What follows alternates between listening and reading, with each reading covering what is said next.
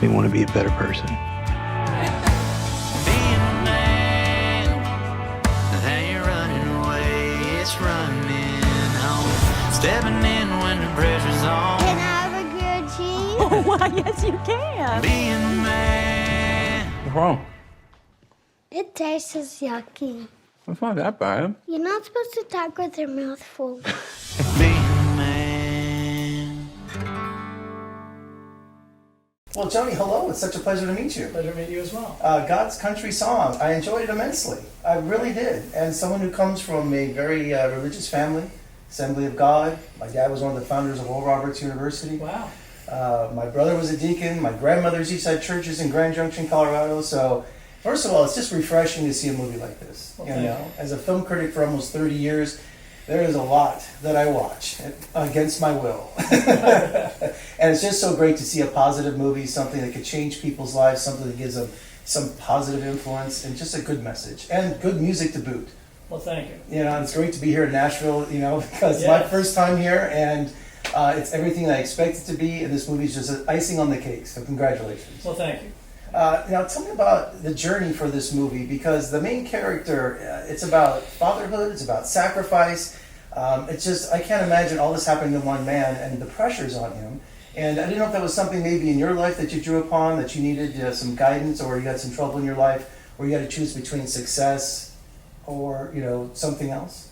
Not really choose from success and something else. I think the business I'm in you're always choosing whether you're doing the right project or not. But no, I was raised by a single mom who was my best friend forever, and that was tough when I was younger. And if I didn't have such a great mom, it would have been really, really tough. But there were a lot of things that I went through in some dark times that I think that some people, you know, at one point in time I wasn't real happy with God, let's say, for a number of reasons. Yeah, I drew a lot with you know, my co-writer Dan Bachman also, who we've been writing together probably 15 years. Yeah, it was definitely a portion of it that was drawn from childhood. And the movie is solely based upon the performance of Noah Bryan. That is correct. And I'd love to know about your journey to find that Noah Bryan, because it had to be someone special, someone that could just carry the film, music, also a tremendous actor. So tell me about finding your Noah Bryan, because I just felt, wow, this movie centers on that performance and that character. Yeah, so I have a God-given talent, I'm going to say, in I can really watch somebody either sing for about 30 seconds or do a scene for about 30 seconds and know, or feel I know. And there were a lot of choices. There's a guy named Eric Nelson who was on 1883. Was it 1883 or? Yellowstone? Yeah? Yeah, or Yellowstone, one of those. Phenomenal, but just wasn't there. And actually, Justin wasn't other people's first choice. It was always my first choice, and I kind of fight a little bit for him, but I just felt it. I just felt that he was the right guy. And I think, as it turns out, he is. I don't think I could have gotten a better character, because he understood everything about the character, and that's really, really important. Is he understood, you know, the depth. He understood the darkness of it. He understood when he sang the songs, where he sings them, and the emotion he sings them with, which is different emotions. You can feel what he's going through. So between he and I of weaving that path of making the songs be a big part of the journey, for me, he understood that the best, and that's why I felt he was the right guy. And with 15 original songs, you could classify this as a musical, couldn't you? You pretty much can, yeah. Yeah, and you know, he was word perfect, which was great. It's a lot to learn. And I had incredible writers who live here in Nashville, Andy and Melissa Sheridan, who are husband and wife, and have written songs for me on other movies I've done. And the songs just really fit. I mean, they're just great. I was humming them all night. That's what we want. Oh yeah. Also, they say never work with children or animals, and J.J. Miller, who probably just stole every scene he was in. Absolutely. So JJ, if you come tonight, you're going to meet JJ, is a character unlike you'll ever know. He kind of reminded me of the little kid that was in the movie with Tom Cruise, and where she says, "You had me at hello." Oh yeah, Jerry Maguire. Jerry Maguire. Yeah. He reminds me of that little kid. He does, yeah. So when he came in for the audition, he was just so natural, and I mean, he would run the set. You couldn't sit in his chair. I mean, and he was word perfect. Never missed a line. He'd be playing with his toys, and his parents would be doing a scene, and he knew right where his line was, where he'd turn and go, "Oh, can I go too?"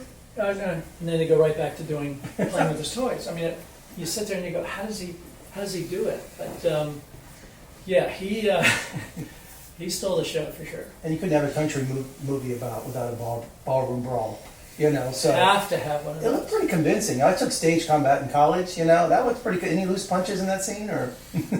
Well, the stunt coordinator, his name's Dale Gibson. I've known for 35 years. Best man at his wedding.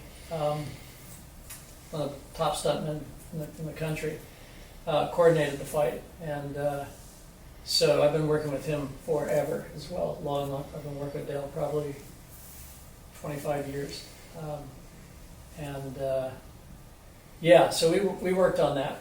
That's pretty cool. Yeah, he's really good at fight coordinating. I was hoping it would spill out over the rest of the crowd, but it didn't, so it was okay. A full barroom brawl. Yeah, I thought, okay, we're gonna have a traditional ballroom fight. Should have been great. And his name escapes me, but the man who played his manager, and I always thought he was his guardian angel. Like It's a Wonderful Life. You have Yeah. George Bailey and Clarence. That was his Clarence. That was his Clarence. Is his Clarence. So his name is Christopher Michael, and Christopher Michael I have known for 38 years. We were roommates in New York in the 80s, and he's worked all his life. He was a regular on Seventh Heaven for 10 years. He played the chief of police on Seventh Heaven for 10 years. Just an amazing actor. Very real, very believable. Great voice. And we made a pact when we were trying to get jobs together. We were both on One Life to Live many, many years ago. But we made a pact that if any one of us got to a point where we can give each other jobs, that we would. And that doesn't happen a lot. Somebody might get real famous and go, Chris who? But I put him in as many movies that he fit. And he actually got an incredible review from the Dove Foundation.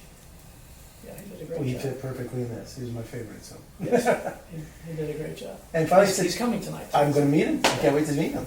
And finally, today, with Pureflix, it's finally refreshing to see a service that when you can turn to find the program you're looking for. So tell me about your relationship with them and behind God's Country Song, and that was a great relationship.